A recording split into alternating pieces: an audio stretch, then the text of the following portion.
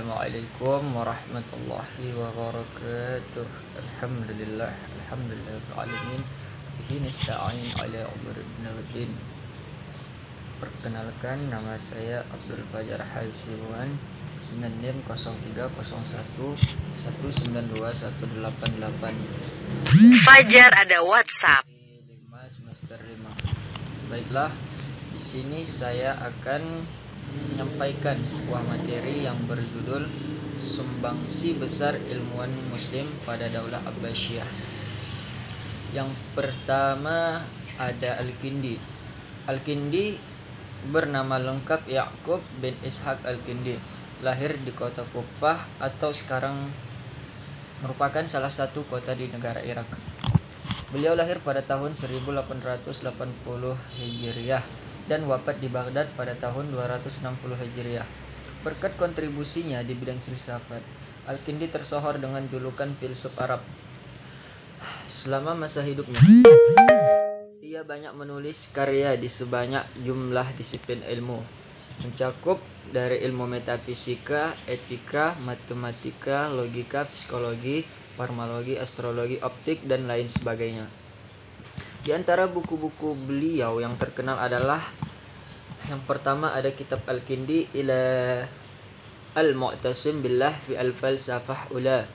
Yang kedua ada kitab Al-Falsafah Al-Dakhilat wa Al-Masail Al-Mantiqiyah wa Al-Muqtasah wa ma fawqa At-Tabi'iyah. Dan yang ketiga ada kitab fi Annahu la tanalu Al-Falsafah illa bi ilmi Ar-Riyadiyah dan lain sebagainya. Yang kedua ada Al-Farabi. Al-Farabi bernama lengkap Abu Nasr Muhammad ibnu Tarkhan ibnu Uzlaq Al-Farabi. Beliau lahir di desa Al-Farab, Transosiana, merupakan sebuah kota di bagian Asia Tengah. Beliau lahir pada tahun 258 Hijriah dan wafat di Damaskus pada tahun 339 Hijriah. Sejak kecil, Al-Farabi dianggap sebagai sosok berbakat istimewa. Ia menguasai banyak bahasa dengan konsentrasi Arab, Persia, Turki, dan Kurdi. Di bidang filsafat, kontribusinya penting adalah menggabungkan filsafat Yunani dan Islam. Ia juga amat ahli di bidang matematika, pengobatan, musik, agama, dan lain sebagainya.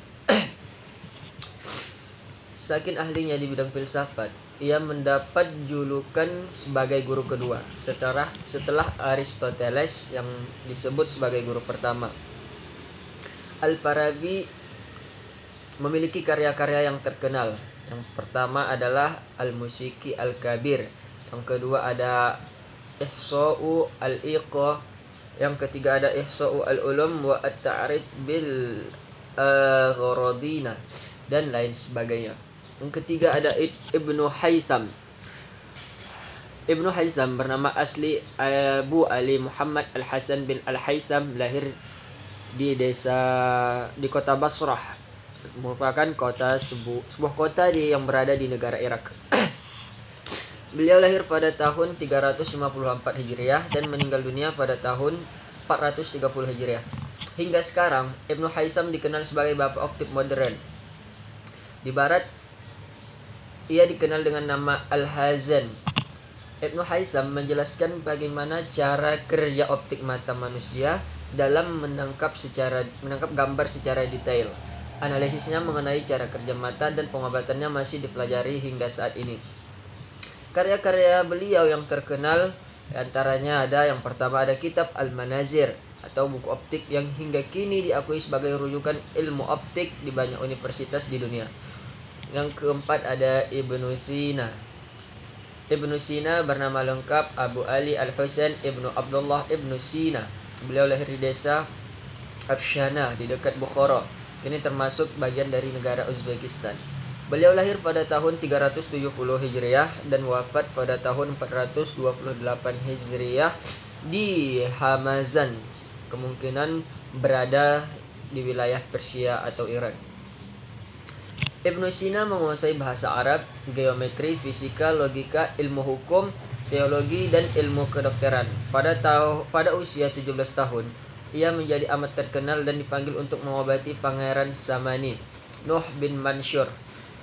Ibnu Sina menulis lebih dari 200 buku, dan di antara karyanya yang terkenal adalah Al-Qanun fi At-Tib yang berisi ensiklopedia tentang ilmu kedokteran.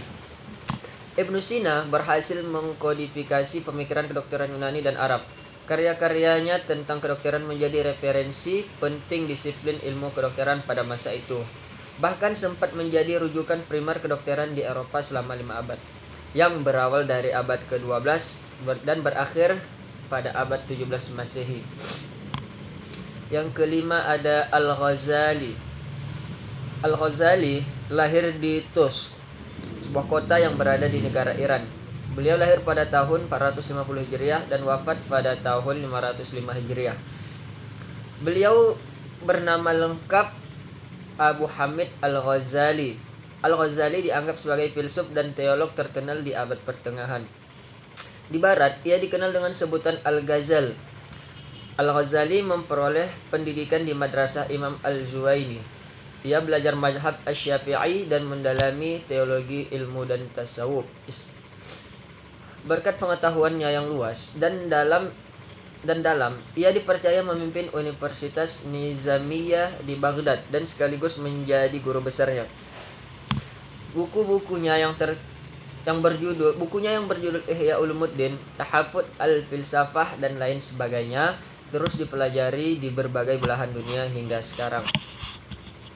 Yang keenam ada Ibnu Rushd. Ibnu Rushd bernama lengkap Abu Walid Muhammad Ibnu Rushd. Beliau lahir di Spanyol yang dulunya kita sebut dengan Andalusia. Beliau lahir pada tahun 520 Hijriah dan wafat di Maroko pada tahun 595 Hijriah. Ibnu Rushd menguasai ilmu fiqih, ilmu kalam, sastra Arab, matematika, fisika, astronomi, kedokteran, dan filsafat. Karya-karya beliau yang terkenal adalah, yang pertama ada kitab Bidayatul Mujtahid, yang kedua ada kitab Kulliyat fi At-Tib, yang ketiga ada kitab Fi Fasi Al-Maghal fi Mabayan Al-Hikmah wa Asyhariat dan lain sebagainya.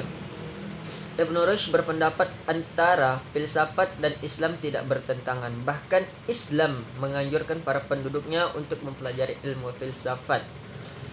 Yang ketujuh ada Al-Hayyan. Ada Jabir Al-Hayyan.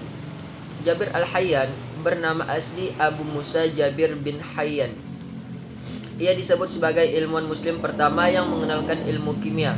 Hingga sekarang, ia diakui sebagai bapak kimia bangsa Arab. Beliau lahir di Kufah, sebuah kota yang berada di negara Irak, pada tahun 721 Hijriah dan wafat pada tahun 815 Hijriah. Ia memperoleh pendidikan dari Khalid bin Yazid bin Muawiyah bin Ja'far dan Ja'far Shadiq, serta bermaki fizir di Baghdad. Di antara kontribusi Jabir adalah ia mengembangkan secara ilmiah antara dua operasi utama kimia, yaitu kalnikasi dan reduksi kimia. Ia juga memperbaiki metode penguapan, sublimasi, peleburan, dan kristalisasi. Beberapa buku hasil karangannya masih menjadi rujukan hingga sekarang yang mencakup, yang pertama ada kitab At-Tajmi', yang kedua ada kitab Az-Zi'baq Asy-Syarqi, yang ketiga ada kitab Ar-Rahmah, dan lain sebagainya. Yang terakhir atau yang kedelapan adalah Ibnu Khaldun. Tokoh pada masa kejayaan Islam selanjutnya adalah Ibnu Khaldun, yang adalah ilmuwan Islam yang dikenal sebagai sejarawan dan bapak sosiologi. Selain itu, ia dikenal sebagai bapak ekonomi Islam karena pemikiran-pemikirannya tentang teori ekonomi yang logis dan realistis jauh dikemukakan sebelum Adam Smith dan David Ricardo. Dikutip dari NU Online, Ibnu Khaldun terlahir dengan nama Abdurrahman bin Muhammad Al-Hasan bin Muhammad bin Jabir bin Muhammad bin Ibrahim bin Abdurrahman bin Khaldun. Beliau lahir pada bulan Ramadan yang bertepatan pada tahun 732 Hijriah atau setara dengan 1332 Masehi. Sejak kecil, Ibn Khaldun menjadi seorang pembelajar, petualang yang haus akan ilmu dengan mencari banyak guru. Hingga pada tahun 748 Hijriah, terjadi sebuah wabah sampar yang merenggut nyawa warga-warga Tunisia dan beberapa gurunya. Apalagi gurunya Abili meninggalkan Tunisia untuk bergabung dengan I'nan di Fez. Ibn Khaldun berada di puncak kebimbangan antara tetap sebagai penasihat raja atau mengajar untuk belajar dari seorang guru.